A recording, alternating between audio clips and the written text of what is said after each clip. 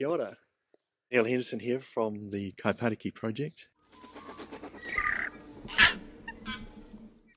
And I've just popped in to the Jessie Tonar Reserve, where we've been working for the last 3 years with Panuku and mana whenua to try and raise the Māori of this place.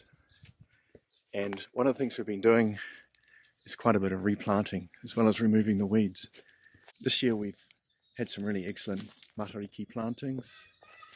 I'm just going through now just to have a look at some of the plants that we've been putting in over the last couple of years.